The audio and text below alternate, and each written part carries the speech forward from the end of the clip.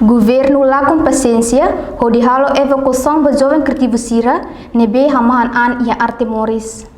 Diretor Forum Organização Não Governamental Daniel Santos do Carmo Hato Idaneha foi em visita ao Grupo Arte Moris e Recinto Arte Moris Comoro Dili, sexta-feira, Lorontolo, fulan dezembro, Tinangné. Juventude Sira nebe hamahan ang iha Arte Moris, mos iha direito a tuhetan fatin estratégico, onde promove Sira nia talento, contribui para desenvolvimento iha Timor-Leste. Fatinet para o Conselho Veteranos.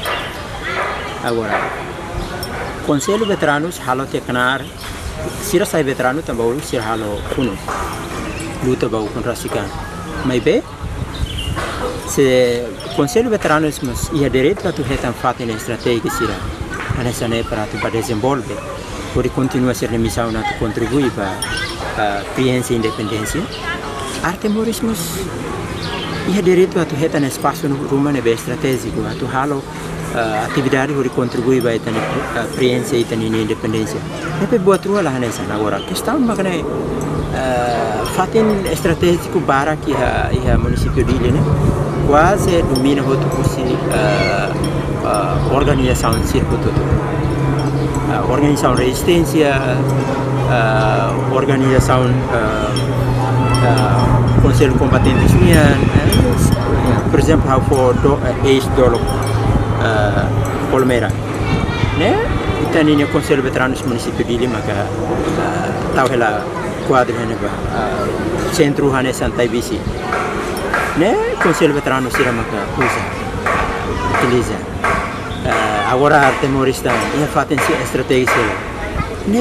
Nenhuma diferença já né bem, o sira o jovem criativo sira lá ia itu tudo hal papel hane sana ini masalah papel at contribui para Estado ia hukum rasikan.